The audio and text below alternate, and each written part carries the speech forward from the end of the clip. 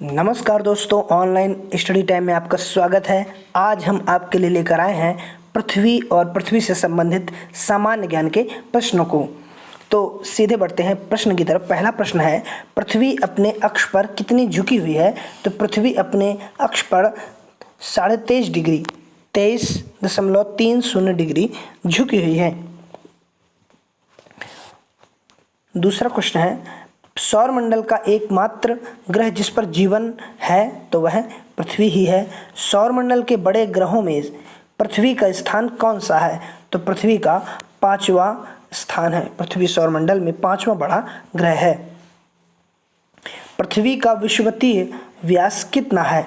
तो पृथ्वी का जो ये पृथ्वी है और पृथ्वी ये विषुवतीय व्यास होता है। तो इसकी लंबाई है 12,756 और इसी तरह इसका ध्रुवीय व्यास अगर यहाँ की लंबाई देखी जाए तो ये 12,714 किलोमीटर है। पृथ्वी अपने अक्ष पर किस दिशा में घूमती है?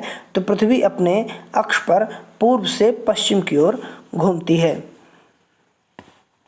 पृथ्वी अपनी धुरी का चक्कर किस रफ्तार से और कितने समय में पूरा करती है? तो यह 1610 किलोमीटर प्रति घंटे की चाल से चलती है और 23 घंटे 56 मिनट 4 सेकंड में एक चक्कर लगा पाती है। पृथ्वी की किस गति से दिन और रात होते हैं? तो घूर्णन से दिन और रात होते हैं, घूर्णन गति से। और पृथ्वी की किस गति से साल बनते हैं? तो परिक्रमण गति से साल बनते हैं। सूर्य की परिक्रमा करने में पृथ्वी को कितना समय लगता है?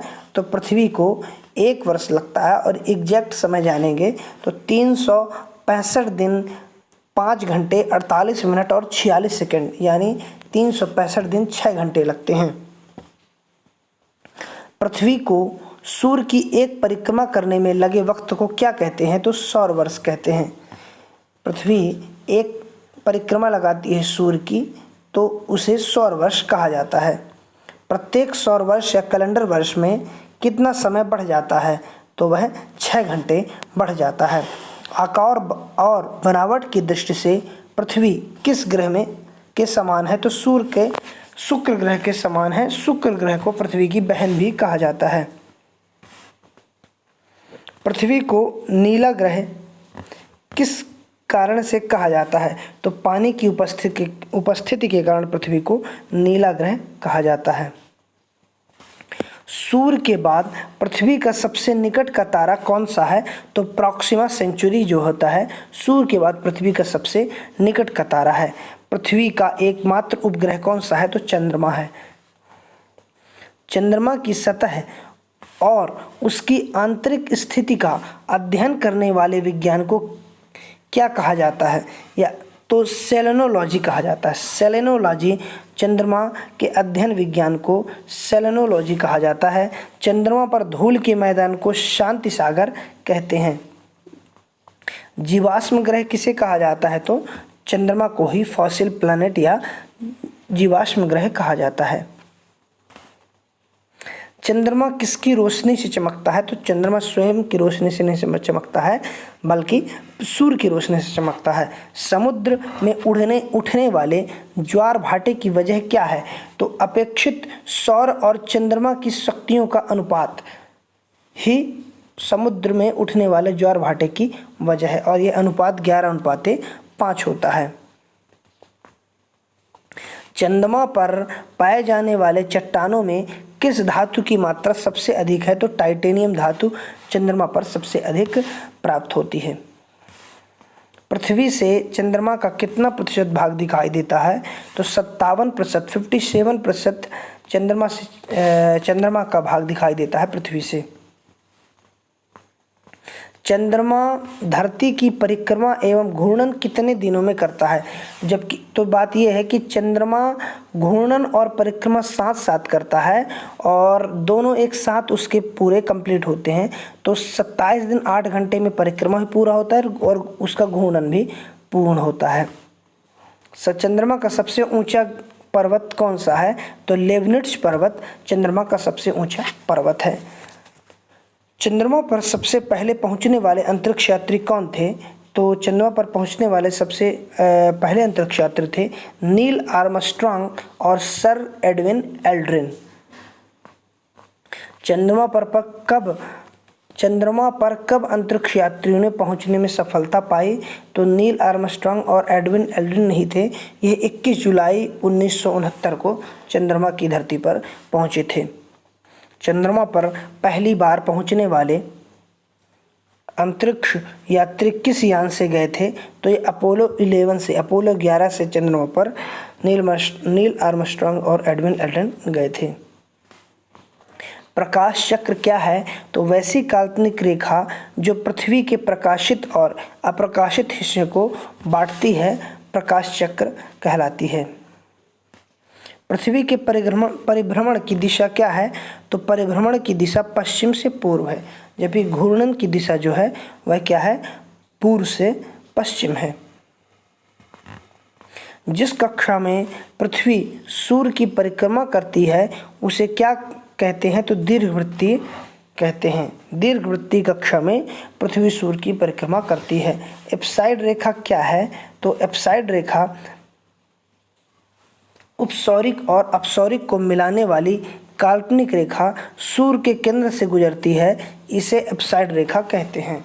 अब जानेंगे उपसौरिक क्या है? तो उपसौरिक क्या है? तो उपसौरिक 3 जनवरी को सूर्य और पृथ्वी के बीच की दूरी कम हो जाती है, जिसे उपसौरिक कहा जाता है। अब जानेंगे उपसौरिक क्या है? तो जान लिए अब अपसौरिक 4 जुलाई को पृथ्वी सूर्य से कुछ दूर चली जाती है, इसे अपसौरिक कहते हैं। अक्षांश क्या है? तो ग्लोब पर पश्चिम से पूर्व की ओर खींची गई काल्पनिक रेखा जिसे अंश में प्रदर्शित किया जाता है अक्षांश है। तो जानेंगे जो पृथ्वी है तो ये पृथ्वी हो गई, तो पश्चिम से पूर्व की दिशा में खींचे गए जो लाइन है उनको अक्षांश कहते हैं, और उत्तर से दक्षिण की ओर खींची गई रेखाओं को, काल्पनिक रेखाओं को देशांतर रेखा कहते हैं। किस रेखा को शून्य अंश की स्थिति माना जाता है? तो विषुवत रेखा को, क्योंकि ये पृथ्वी हो गया, ये पृथ्वी हो गई और यहाँ पृथ्वी का सेंटर हो गया, और ये बीच से मध्य से विषुवत रेखा, और ये 0 डिग्री होती है, इसलिए इसको विषुवत रेखा शून्य अंश की स्थिति माना जाता है। देशांतर रेखा क्या है? तो वह ग्लोब पर उत्तर से दक्षिण की ओर खींची जाने वाली रेखा, काल्पनिक रेखा को देशांतर रेखा कहते हैं। किसी स्थान का समय ज्ञात किन रेखाओं के आधार पर किया जाता है? तो समय ज्ञात करने के लिए देशांतर रेखाओं का इस्तेमाल किया जाता है।